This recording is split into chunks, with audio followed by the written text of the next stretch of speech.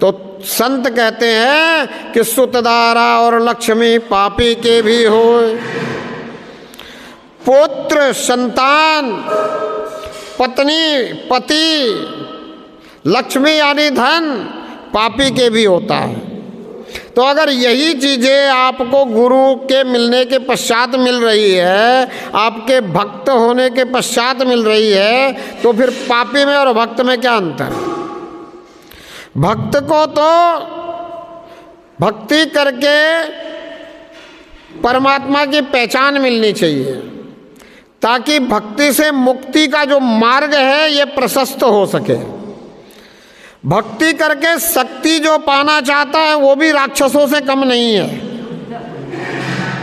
जितने राक्षस थे उन्होंने सबने भक्ति क्यों की?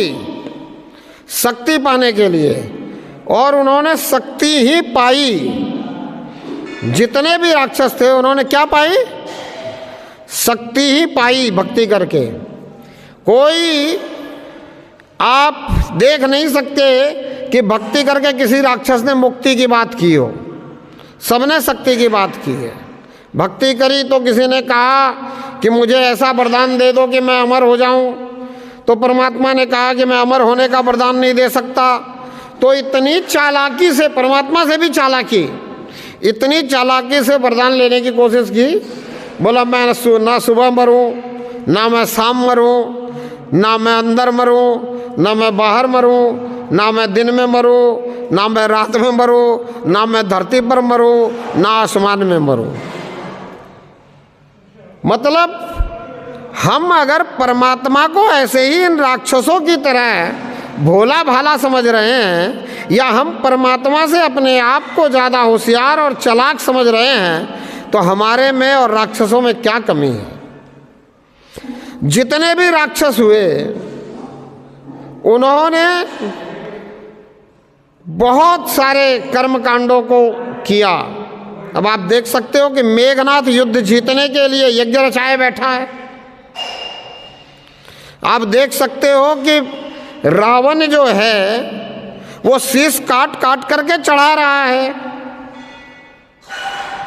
किस लिए? मुक्ति के लिए नहीं, शक्तिशाली होने के लिए, इस संसार में अपना राज्य जमाने के लिए, इस ब्रह्मांड में ही नहीं, इस संसार में ही नहीं, इस सृष्टि में, संपूर्ण सृष्टि में अपना राज्य जमाने के लिए। अगर हम भी ऐसे ही लगे हुए हैं तो हम क्या हैं ये हमें सोचना चाहिए। पर संत कहते हैं कि सुतदारा और लक्ष्मी पापी के भी होए, तो हम भी पापी ही हैं। अगर इन्हीं सब चीज़ों के चक्कर में हम परमात्मा को पूज रहे हैं तो हम क्या हैं? पापी से कोई ज़्यादा अच्छे थोड़ी हैं।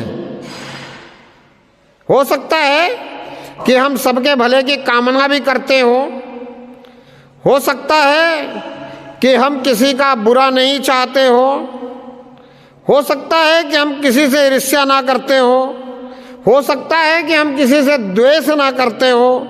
अच्छी बात है। आप ये सब अगर नहीं करते हैं, आप अगर इंसान की तरह जी रहे हैं, इंसानियत को धारण कर लिया है, तो भी अगर आप परमात्मा को इसलिए पूज रहे हैं कि आपको धन मिल जाए, संतान मिल जाए, सुखी संपन्न गृहस्थ जीवन के लिए साथी मिल जाए, तो भी आप भक्त तो नहीं है।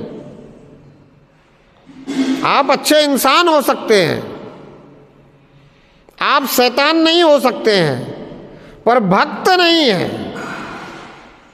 सारी अच्छाई आपके अंदर है, फिर भी अगर आप परमात्मा से ऐसो आराम की चीज़ें ही चाहते हो, अगर आप परमात्मा से कुछ मांग में ही लगे हुए हो, और वो भी सांसारिक मांग हो, सांसारिक लालच के कारण परमात्मा से जुड़े हुए हो, संसार से आपको प्रेम है इसलिए परमात्मा से जुड़े हुए हो, तो आप भक्त नहीं हैं। भक्त तो परमात्मा से परमात्मा को चाहता है। भक्त तो ध्रुव है, भक्त तो प्रहलाद है। इतनी छोटी सी अवस्था में उनके बात समझ में आ गई, समझाई हुई। एक क्या समझ में आ गई कि परमात्मा एक है और सब जगह है, ऐसी कोई जगह नहीं जहाँ परमात्मा नहीं है। दूसरे के समझ में आ गई, माता ने समझाया कि ये संसार तो व्यर्थ है, निरर्थक है, ये राज्य तो आज है कल चला जाएगा। तू तो ऐसे आसन की परमात्मा से मांग कर जो हमेशा बना रहे। एक को ये बात समझ में आ गई। हमें इन दोनों में से कोई एक बात भी समझ नहीं आ रही। क्या कारण है, क्या हो गया है, कैसे भक्त हैं हम?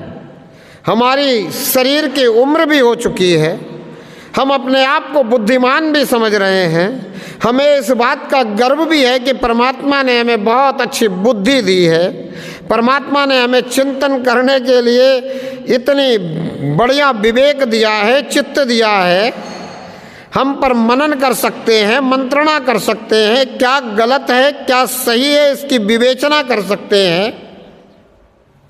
फिर भी अगर हम ये दो बातें नहीं समझ पा रहे हैं कि परमात्मा सब जगह है, कण कण में है, कोई ऐसी जगह नहीं है जहाँ परमात्मा नहीं है, हम ये बात नहीं समझ पा रहे हैं कि संसार में कोई भी वस्तु हमें नित्य नहीं मिलने वाली, ये अनित्य है, ये सब कुछ एक दिन छूटने वाला है, ये शरीर भी एक दिन छूटने वाला है, तो खुद ही सोचे कि हम तो ध्रुव और प्रहलाद जैसे भी भक्त नहीं हैं। वो तो इतनी छोटी उम्र में हमसे जो है अच्छी सोच लेकर के भक्ति की तरफ अग्रसर हुए हैं। इनमें से कोई भी इसलिए भक्ति नहीं कर रहा है कि मुझे राजपाट चाहिए, इनमें से कोई भी इसलिए भक्ति नहीं कर रहा है कि मेरा संसार सुखी होना चाहिए, मेरा जीवन सुखी होना चाहिए। दोनों के दोनों भक्ति में क्यों लगे हैं? क्योंकि वैराग्य हो गया है संसार से, क्योंकि समझ में बात आ गई है कि परमात्मा एक है और सब जगह है, खड़ग में, खम्भ में, सब में परमात्मा है। और परमात्मा मुझे दूसरे के द्वारा दी गई विपदा से बचा लेगा। अपने कर्मों की सजा अगर मुझे मिलेगी तो परमात्मा मुझे इस प्रकार से स्थिर और स्थित बुद्धि दे देगा कि मैं उस सजा में भी आनंदित रहूँगा, हर स्थिति हर परिस्थिति में आनंदित रहूँगा। क्यों? क्योंकि परमात्मा ने मुझे सद्बुद्धि प्रदान कर दी है, या मैं अगर परमात्मा से जुड़ जाऊं तो मुझे सद्बुद्धि प्रदान कर देगा। अगर मैं परमात्मा से अपने कर्मों की माफ़ी मांगूं और उसके बाद मैं ये प्रण करूं कि मैं फिर इससे आगे ऐसा गलती, ऐसा काम नहीं करूंगा, कोई पाप नहीं करूंगा, तो परमात्मा मुझे माफ़ भी कर देगा। लेकिन अगर वही गलती मैंने दोबारा कर दी या जानबूझ करके कोई दूसरी गलती कर दी तो फिर परमात्मा माफ़ किया हुआ भी वापस थोप देगा।